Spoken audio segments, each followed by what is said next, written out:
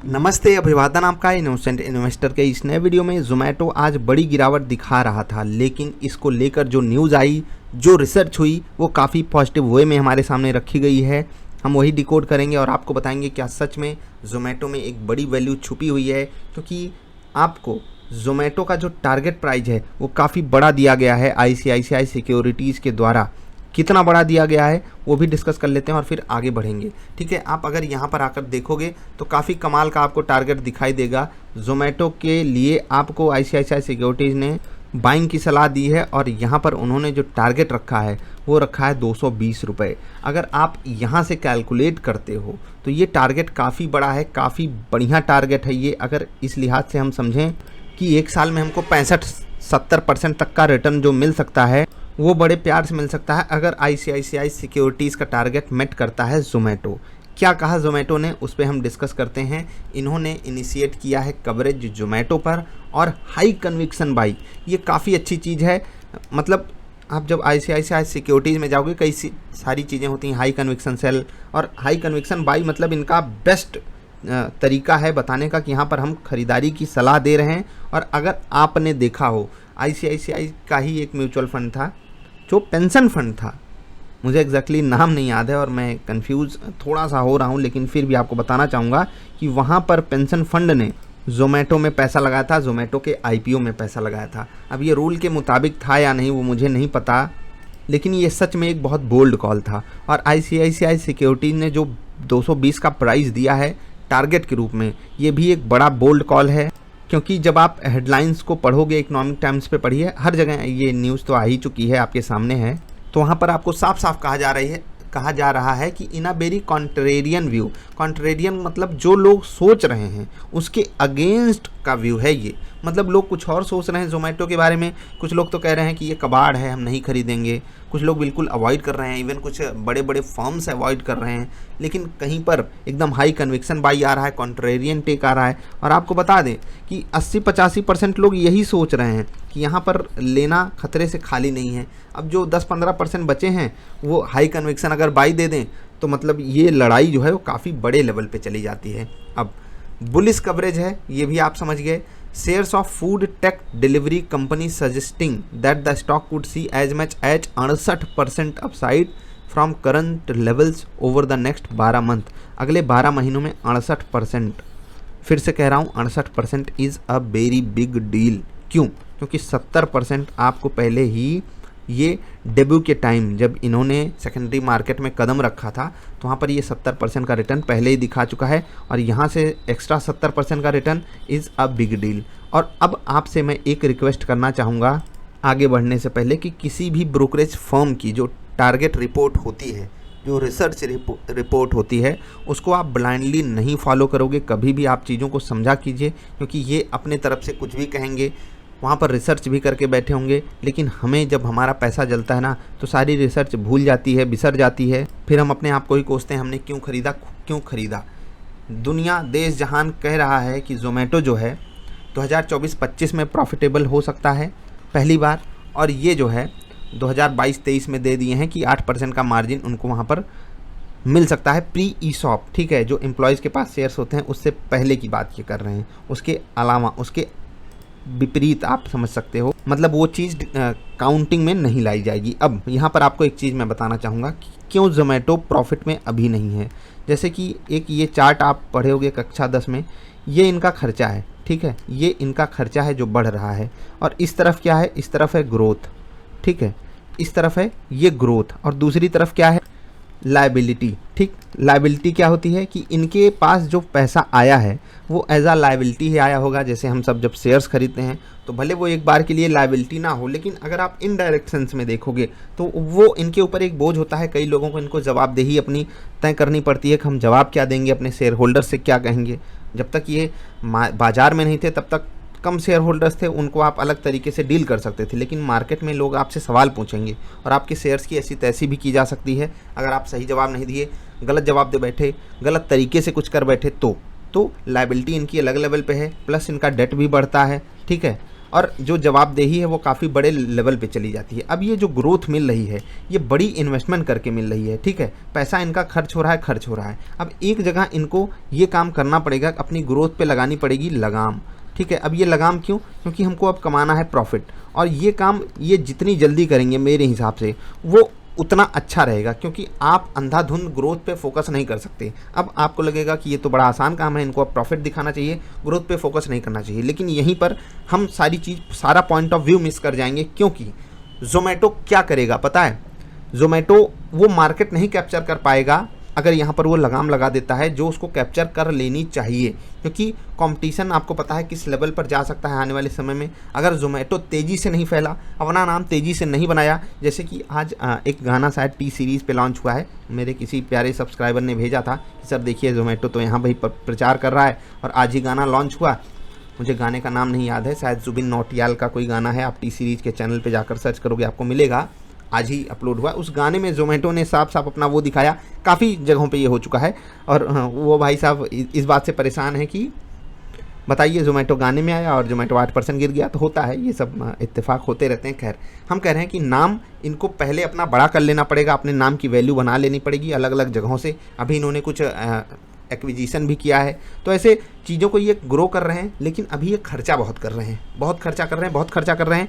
चाहे कस्टमर्स को ऑफ़र देने की बात हो, चाहे टीवी पे ऐड करने की बात हो, आप यूट्यूब के थ्रू अगर आए होंगे, बहुत लोगों को ज़ोमैटो का ही ऐड मिला होगा, जूम करके आता है, जो कमेंट में बताइएगा कौन कौन जूम का ऐड देख कर आया है। बहुत लोग देख कर आए होंगे, और ये बड़े लेवल पर खर्चा कर रहे हैं और ज़रूरी भी है। मैं फिर से कह रहा हूँ, अगर ये जल्दी से अपने आप को प्रॉफिट में ला कर दिखा दें, तो यहाँ पर मैंने आपको जो शुरुआत में बताया ना कि 80-85% लोग अगेंस्ट में जो खड़े हैं वो साथ में आ जाएंगे। लेकिन फिर से बाजार किसको सम्मान देती है? ग्रोथ को सम्मान देती है। और मैं फिर से कह रहा हूँ, इस स्टॉक को एक बड़े लेवल पे सम्मान मिलेगा अगर ये, मैं फिर से वही बात दोहराऊंगा, अगर ये अपनी स्टोरी लाइन जो लिंक करके ये बैठे हैं, अगर उसको ये नहीं छोड़ते हैं, उस स्टोरी पे ये चलते रहते हैं, मैं आपसे एक चीज़ तो गारंटी के साथ कह सकता हूँ कि ये स्टॉक कमाल की परफॉर्मेंस आपको आने वाले समय में दिखा सकता है, केवल उस केस में जब ये अपनी स्टोरी की सीढ़ी से नहीं उतरेंगे। लेकिन याद रखिएगा, यहाँ पर रिस्क भी बड़ा होता है। रिस्क क्यों बड़ा होता है? क्योंकि इनके पास खोने के लिए बहुत कुछ होता है। जैसे कि अब आप ITC अगर ख़रीद लेते हो, ठीक है, ITC खरीद लेते हो, तो आपके पास खोने को क्या है? कुछ नहीं है, क्योंकि आप एक प्रॉफिटेबल कंपनी लेकर बैठे हो, मतलब बहुत ज़्यादा सेफ स्टॉक है। और यहाँ पर खोने के लिए बहुत कुछ है। आपका 3 महीना बिजनेस नहीं चला तो भाई साहब आप बहुत पीछे चले जाओगे, ग्रोथ नहीं हो पाई तो आप बहुत पीछे चले जाओगे, प्रॉफिट में नहीं आ पाए आप बहुत पीछे चले जाओगे। हर चीज़ को एक वेल मेंटेन वे में आगे लेकर बढ़ना है, और वही कंपनी को अलग लेवल पर लेकर जाएगा और आगे बढ़ाएगा। हम चलेंगे शेयर्स पर, लेकिन उससे पहले एक और बात हम आपको बताना चाहते हैं। जो कंपनी ने 220 का टारगेट दिया है, अलग अलग तरीके की रिसर्च रिपोर्ट आती है। अब यहाँ पर ज़ोमैटो के केस में आप देखिए क्या कहा है ICICI सिक्योरिटीज़ ने, बहुत ध्यान से सुनिएगा इसको। यहाँ पर बात ये कही जा रही है, केवल अभी 22 मिलियन लोग ही इंडियंस ऐसे हैं, मतलब 22 मिलियन इंडियंस ऐसे हैं जो ऑनलाइन फूड ऑर्डर करते हैं ज़ोमैटो से। ये 4 टाइम्स 2024-25 की बात हो रही है कि जो 22 मिलियन लोग अगर ऑर्डर करते हैं, तो ये जो 220 का प्राइस है उस बेस पे है। ये और बड़ा हो सकता है अगर ये लेवल और आगे लेकर जा सकती है कंपनी। तो मतलब आप समझ गए होंगे कि अगर 22 मिलियन लोग 2024-25 में ऑर्डर करते हैं ज़ोमैटो के थ्रू फूड, तो ये 220 का टारगेट है, नहीं तो ये और आगे जा सकता है। अगर मैं यहाँ पर गलत हूँ, ज़रा कुछ लोग मुझे सही कीजिएगा जो एक्सपर्ट लोग हों।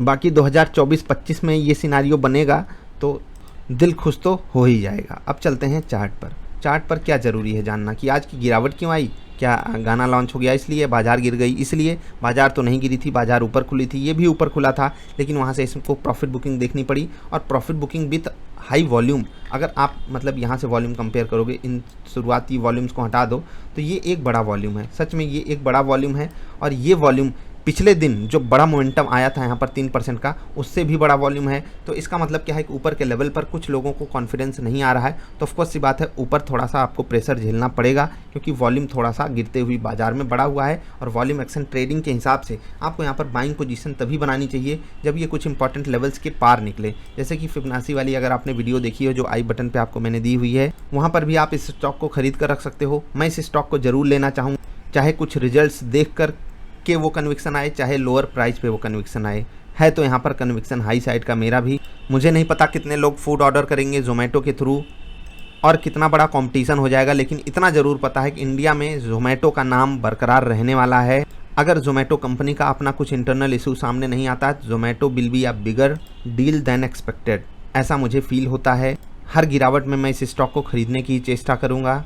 जिनको यहाँ पर वैल्यू नहीं नज़र आती वो भी अपनी जगह गलत नहीं है, मैं उनको गलत नहीं प्रूव करना चाहता, क्योंकि देखो हर इंसान का अपना पॉइंट ऑफ व्यू होता है, अपना एक एंगल होता है चीज़ों को देखने का। हम फ्यूचर देख रहे हैं, हम फ्यूचर की ग्रोथ को देख रहे हैं, उस बेस पे हम यहाँ पर बाइंग कर रहे हैं। किसी को आज देखना है आज इनके पास क्या है, आज इनके पास रिस्क बहुत है। मैं फिर से कह रहा हूँ, अगर हमारे सामने ये ताला बंद हो कि कल को क्या होगा, उन कंपनियों में आपको सेलेक्ट करना है। कल आपको नहीं पता, किसी का भविष्य नहीं पता, आप चीज़ों को नहीं देख सकते हो, तो मैं ज़ोमैटो को एकदम मतलब किस कैटेगरी में डालूंगा, 4th ग्रेड की कैटेगरी में डालूंगा कि हटाओ इसको, मुझे छूना नहीं है, क्योंकि मुझे नहीं पता कल को क्या होगा। लेकिन क्योंकि कंपनी ने हमारे सामने प्लेटफॉर्म तैयार करके रखा है, कंपनी खुद हमसे कुछ बातें आकर कह रही है, रिसर्च रिपोर्ट में भी कुछ बातें सामने आ रही हैं, कंपनी की ग्रोथ ऑन पेपर हमको अच्छी दिखाई दे रही है, तो आज इनके पास क्या है उस बिहाफ पे नहीं इन्वेस्टमेंट करनी है आपको, कल इनके पास क्या होगा उस बिहाफ पे हमको इन्वेस्टमेंट यहाँ पर करनी है। और जो हाई पी वाले स्टॉक्स होते हैं वो ऐसे ही चलते हैं। आप टाइटन के बारे में जाकर पढ़िए, डीमार्ट के बारे में जाकर पढ़िए, वेक्टर फूड, जुबिलियंट फूड, या ये अपना प्यारा दुलारा कौन सा, बर्गर किंग, इन सब के बारे में जाकर पढ़िए। ये सब किस बेस पे चलते हैं, किस बेस पे इतने हाई मल्टीपल पे ट्रेड करते हैं, इसी बेस पे कि इनके पास कल क्या होगा उस पे बाजार ज़्यादा दांव खेलती है, बरसाते उस पे कि इनके पास आज क्या है। इंपॉर्टेंट लेवल्स हम थोड़ा सा आपको बताना चाहेंगे। 15 मिनट की कैंडल पे आइए, स्टॉक अचानक से गिरता है, बड़े प्लेयर्स को इस कैंडल पे बेचना होता है, बेचकर भाग जाते हैं, कोई बात नहीं, स्टेबल होता है स्टॉक। उसके बाद आखिरी कैंडल पे एक बाइंग आती है और इस कैंडल को भी कुछ कहते हैं, वो कैंडल हमको बाइंग शो कर रही है। अगर अगले दिन बाजार गैप अप करती है, ये तो हमारे लिए बहुत अच्छी बात है, अपर लेवल्स पे ये जाएगा। ट्रेड करने के लिए आप यहाँ पर अपना ट्रेड बना सकते हो, क्योंकि वॉल्यूम के लिहाज से भी यहाँ पर कम वॉल्यूम नहीं हो रहा है, एक ठीक ठाक वॉल्यूम हो रहा है। आपको बता दूँ कि 1 डे की कैंडल पे आप वॉल्यूम का नंबर अगर आप देखोगे दंग रह जाओगे। यहाँ पर देखिए 68 मिलियन, कितने 68 मिलियन शेयर्स का ट्रांजैक्शन हुआ है, कमाल है। तो अगर आप इंट्राडे वगैरह यहाँ पर करते हो या ट्रेड लेते हो, स्विंग ट्रेड वगैरह करते हो, तो आपको वॉल्यूम की कोई कमी नहीं पड़ेगी। स्टॉक गिरा क्यों? स्टॉक गिरने का सबसे बड़ा कारण सिर्फ एक है कि आज 1 महीने इनको हो गए। आप यहाँ पर दिन भी गिन सकते हो, यहाँ पर कौन सा दिन था, 23 जुलाई, और आज क्या है 23 अगस्त। तो ऐसे में क्या होता है, आपको वो बात भी पता है कि जो एंकर इन्वेस्टर्स होते हैं, ठीक है, एंकर इन्वेस्टर्स, इनके बारे में कभी हम बात करेंगे, ये एग्जिट लेते हैं, ठीक है, इनको मौका मिलता है क्योंकि इनका 1 महीने का लॉक इन होता है कि आप 1 महीने शेयर्स नहीं बेच सकते हो। इसी कारण इनको लॉक इन मिल गया, और हो सकता है कि यही नीचे के लेवल से ऊपर दाम लेकर गए हों, तो वहाँ पर आपको मौका ना मिल पाए, या फिर आप ये सब चीज़ें अगर अवॉइड कर रहे होगे तो भी आपको एक झटका लगा होगा। मैंने इसीलिए आपको यहाँ पर थोड़ी सी पहले वार्निंग दी थी। लॉन्ग टर्म के लिए मैं इस बेट पे बिल्कुल बरकरार हूँ। मैं फिर से कह रहा हूँ, जो आज की गिरावट आई है वो ना कोई न्यूज़ है ना कुछ, वो एक जनरल प्रोसीजर है। एंकर इन्वेस्टर्स अपनी पोजीशन काटे हैं। क्या अब यहाँ पर हमको बाइंग देखने को नहीं मिलेगी? बिल्कुल मार्केट कंडीशन के हिसाब से स्टॉक चलेगा, याद रखिएगा इस चीज़ को। एंकर इन्वेस्टर्स अगर बाहर हुए हैं तो उनको जाने दीजिए, आपको अपनी स्टोरी पे बिलीव करना है और आगे बढ़ना है, ठीक। गिरने का कारण आप समझ गए। बाजार में ये जो रिसर्च रिपोर्ट सामने आई है, इस कारण तो स्टॉक को उठना भी चाहिए, आने वाले समय में बिल्कुल उठना चाहिए, क्योंकि ICICI सिक्योरिटीज़ एक बड़ा नाम है, काफ़ी लोग उनको फॉलो करते हैं। तो हर चीज़ का सिनारियो अगर मैं आपको जाते जाते बताना चाहूँ एक नट सेल में, तो आज की गिरावट, बड़ा वॉल्यूम किसकी तरफ से आया? एंकर इन्वेस्टर्स की तरफ से। उनका 1 महीने का लॉक इन पीरियड था, और हर कोई जब 70% का प्रॉफिट होता है भाई, तो ऑफकोर्स सी बात है हर कोई प्रॉफिट लेकर उसको बाहर एक बार अपना प्रॉफिट बुक करना चाहता है। वही चीज़ एंकर इन्वेस्टर्स ने भी की। प्राइस को नीचे से सपोर्ट भी उन्हीं की तरफ से था, ये जो स्टॉक गिरा हुआ था, क्योंकि उनको पता था हमको एग्जिट करना है। तो इससे एक दिन पहले भी यहाँ पर एक पॉजिटिव मोमेंटम ही आया था, जिससे उनको एग्जिट मिल सके। स्टॉक ने गैप अप भी किया था, जिससे उनको एग्जिट मिल सके। जो लोगों ने एंकर इन्वेस्टर्स की बात को इग्नोर किया, उन्हें एक बड़ा डंट मिला है। और अब जब भी लोअर लेवल्स आएंगे, हम यहाँ पर खरीदारी करने की सलाह भी देते हैं, और खुद भी हम खरीदारी कर सकते हैं। ये आपके लिए डिस्क्लेमर है। अगर आपको कोई भी यहाँ पर इन्वेस्टमेंट करना है तो अपने फाइनेंशियल एडवाइजर से ज़रूर सलाह लीजिएगा, क्योंकि ये एक रिस्की स्टॉक है। आप एक स्टोरी पे गेम खेल रहे हो, वो स्टोरी आगे चलकर डरावनी भी हो सकती है, याद रखिएगा इस चीज़ को। लेकिन अगर वो स्टोरी काम कर गई ना दोस्त, तो मतलब बड़ा पैसा बनाएगी। बस इतना याद रखिएगा। हो सकता है 60-70% का भी रिटर्न कम पड़ जाए इस स्टॉक के लिए। बाकी जो होगा वो तो आने वाला वक्त बताएगा। मैंने आपके साथ डेटा शेयर किया। मिलेंगे फिर से। वीडियो पसंद आई तो लाइक कर देना। नमस्कार।